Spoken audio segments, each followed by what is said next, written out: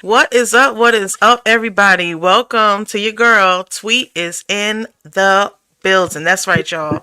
We got another episode, and we have a special guest with us today. His name is Rashawn Wright, and he is the owner and operator of Wrights Kitchen. What's up, Sean? How you doing today? I'm doing great, doing great. Awesome. So, first thing I'm gonna ask you is when people hear Wright's Kitchen, what is some of the types of food that you would expect to be available to your customers? Um, Basically, I try to keep it at something simple because it is a food truck.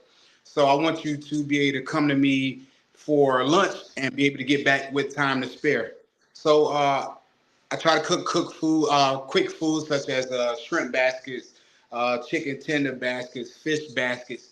I try to keep it simple and old. The old school mac and cheese, not that box stuff. Because I I want you know to have. that's right.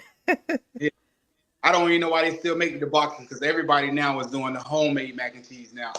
That's right. I like my mac and cheese, and I don't like all that sauce. I like it to be kind of clumped together. I don't want it to be the noodles Yeah, flying around in the sauce. right.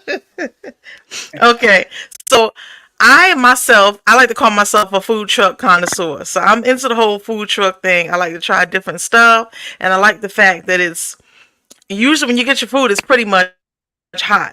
Okay, so when we think of a mobile cooking, to me, I'm not a cooker. I'm not. That's not my thing. But for cooking for a mobile unit, okay, how much preparation does it take to actually prepare before you serve your first meal? Is it a long Uh, preparation or? no, I pretty much prepare everything I need to have ready that night. So pretty much when I'm ready to roll and open, I do it. I have everything heated for about 15 minutes. So when you walk up to place your order, everything is already hot and I'm ready to cook it right there. So I try to get you in and out in about 6 minutes. Oh wow, that's so y'all moving. Yes. That I think that's the good thing about it is when I go to different events. Normally, when a customer comes up, they're hungry. If it's like an event, if a fair or some type of festivities or something, they didn't done a lot of walking. When they get to you, they like, listen, I need to grub like now. Exactly. So I try to make it quick because that's the real key to food trucks: quality and quickness. Because no one wants to stand in line, 10, 15 people waiting 15, 20 minutes when you only got a 30-minute lunch break. Nobody wants to do that, you know. That's very true. So That's true. I never really thought about that. How you got to kind of get it out the way, because then you lose yeah, so customers because they're getting in trouble because they're getting back. right. Yeah, that makes a lot of sense. Okay, so I'm a person that has experienced adversities, and I believe in pushing past them, regardless of what it may be. So in your career, what are some of the adversities that you've experienced that has ignited your entrepreneurship? um, it's really started. Let's say see, about 18 years ago, really, when I got in trouble, and by me getting in trouble, I became a convicted felon. So that kind of hindered me in job opportunity world. So the best thing I could think of was remember what my grandmother taught me, which was you got to put you first. Put God first, but then you got to put you. I hear a lot of people talking about, well, my kids come first. Well, guess what? You got to put you first so you can take care of your kids the right way. Those kids, that's So right.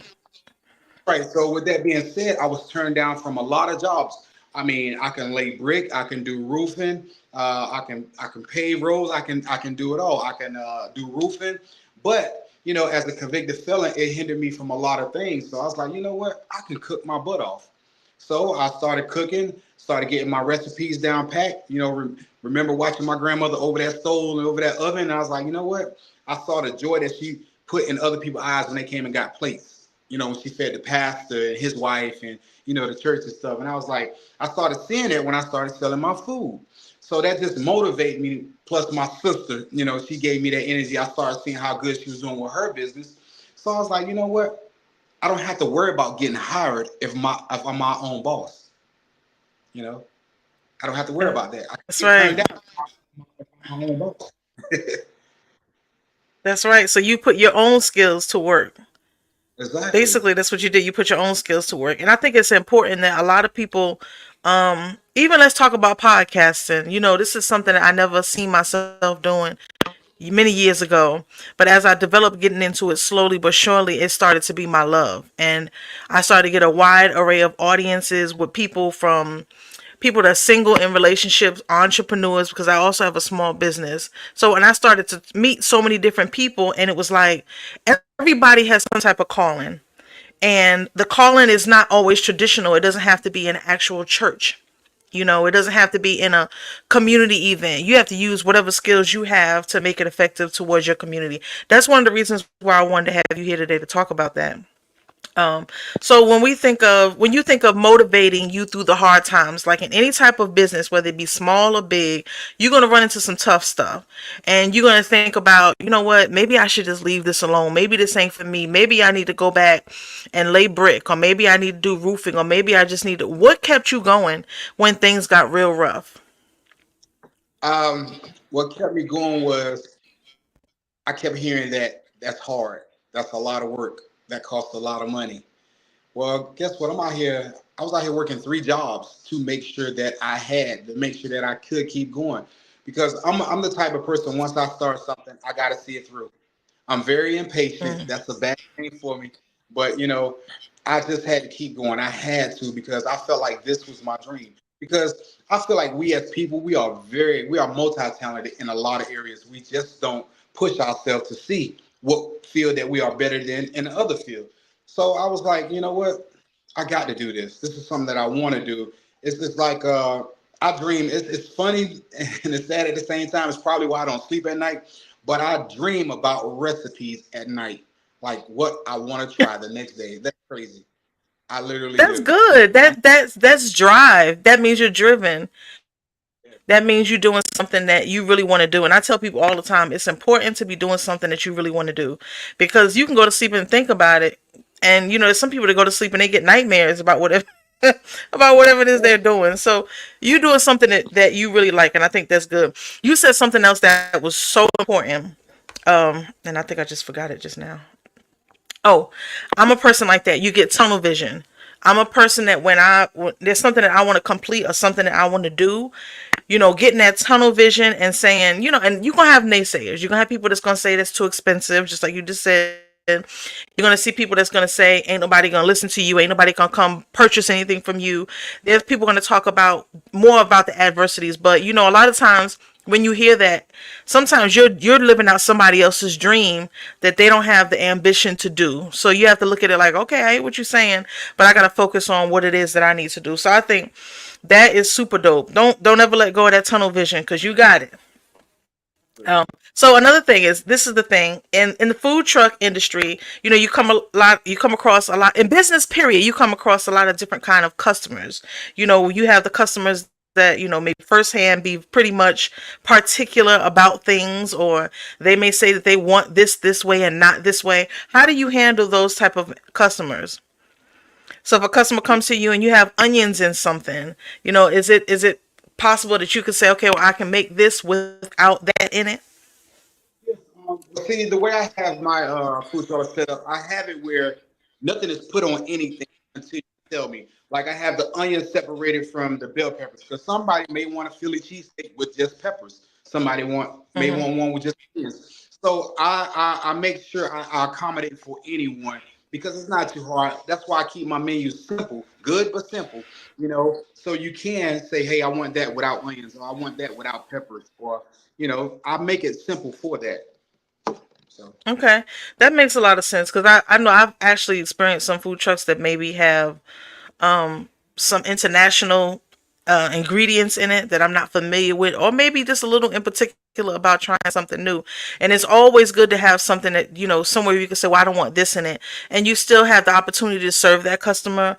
And, you can still move forward in business without somebody saying, no, don't go there because their food is too spicy, which, I've been a person that has said that in the past. Um, So when we think about success, for me, I feel like success is the fulfillment around me. When it comes to your children, what is your measurement? How do you measure your success even in the future? What are some of the things that you think about and you can look back and say, I was successful? I I look know at it that's a like this. difficult question, but I like to ask a No, difficult no, no. question. Well, try to answer the best way I can. I look at it like this: when we moved down from New Jersey, I look at it now and like, wow, where I used to be and now where I'm at. I look at it like when we moved down from New Jersey, it was about 9 of us, and we moved into an old slave quarter in Hall. Well, it's called Cherrytown, still pretty much Hallsboro. No, no Mhm. bathroom, no kitchen. We had an outhouse, had the well, and the water pump out in the front yard.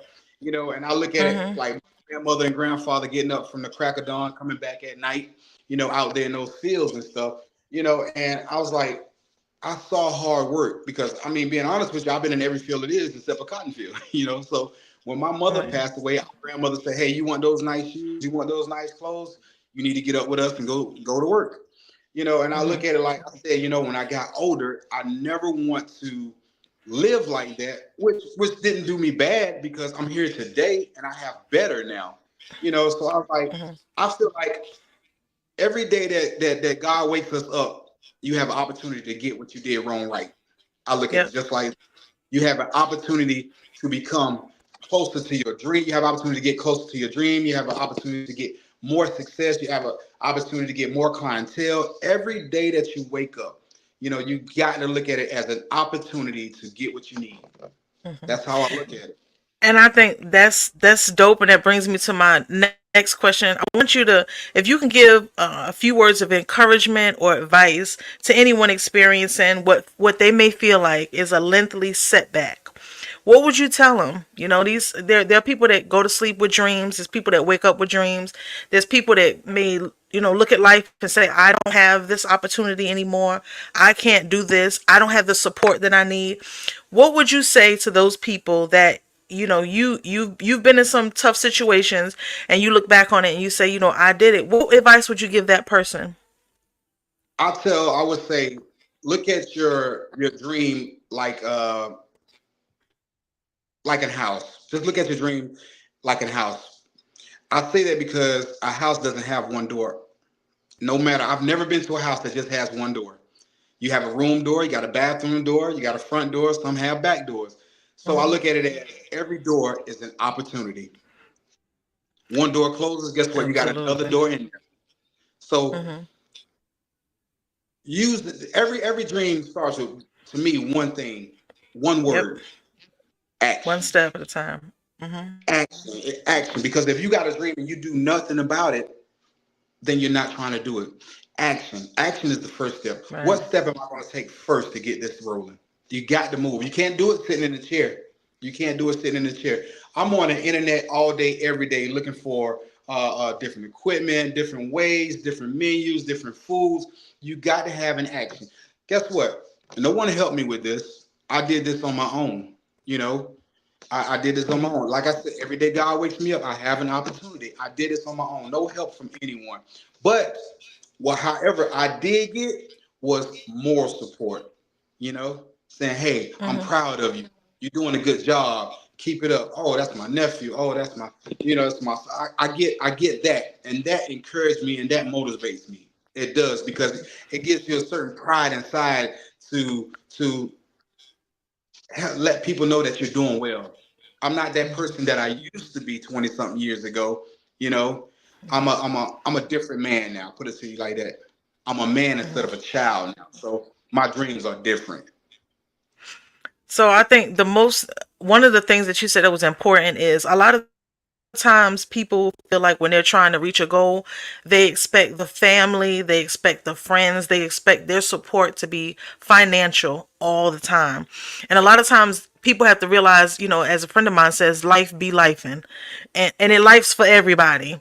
So sometimes people aren't able to do the things that you need them to do, but sometimes that support, regardless of what situation you in, that support that's saying, you got this, you can do this, or dag, I see you did this. Or one of the things that caught my attention was when I actually seen your food truck. I was like, okay.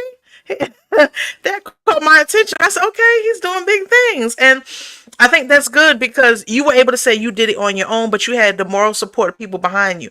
That's important because everybody is not able to financially support somebody else's dream. But if you can say, I notice it, I think what you're doing is great. And even like we're doing, they give you that platform to even talk to your customers and let people know, listen, I'm out here and I'm going to be out here. And I did everything. I put the work in to be where I'm at today. So I think that is, that's super dope. And hopefully in the future, I have some other events that I may know about, then I'll probably contact you and let you know about. And so at this point, what I'm going to do is give you the opportunity in closing for this actual episode is give you the opportunity to tell people that may be looking to book you for an event or to even contact you for with questions, concerns, or anything. Where could they find you? You can find me on TikTok under Wrights Kitchen. You can also find me on Facebook under Wrights Kitchen. I do catering. I do baby showers. I do weddings. I think my prices are pretty good. I've checked around, so my prices are definitely lower. You know, I love looking out for anyone, especially on a special day. So I try to make it very affordable, you know, because you help me, believe it or not. You know, whether I'm getting paid or not, you know, you helping me because you're booking me. That way my name gets out. So definitely look me up on the Mhm. Wright's Kitchen. Okay, so we're gonna go ahead and close today's episode, and I want to tell you, absolute, I am super proud of you because I've had the opportunity to meet you years ago. We didn't realize it was a deeper connection. That was one of the reasons. Huh? Listen, and believe it or not, you know where you met me at. You know, when I was manager at Roses, that was one of the main reasons that I started doing what I'm doing now because you know that situation there. You know, it You pushed me experienced some to things, do. yeah. Yeah, it was terrible, Yeah. and that was another reason that pushed me towards doing what I'm doing. Always. You always have to experience. I tell people all the time, you got to experience some negative things to put a little fire under you and make you realize that you're not supposed to stay. You're supposed to go up and go to different directions. So, but again, I want to thank you so much for coming and talking to us and sharing your business. And when we get the opportunity to, if I, like I said, if I run into any events or anything, I definitely will be letting you know and putting your name out there. To all of our viewers and listeners that are listening, y'all need to go check out Wright's Kitchen because I'm telling you, I didn't see the pictures. I didn't get the opportunity to taste, but there's an event coming up that I know that you're going to be at. So we're not going to get too. I ain't going to talk about that, but I do have the opportunity to talk to a lot of different people, so I will be putting your name out there. All I right, so I want appreciate to that. thank you so much for talking to us today, and you take care. Thank you so All right, much. peace out, y'all. You welcome. Bye.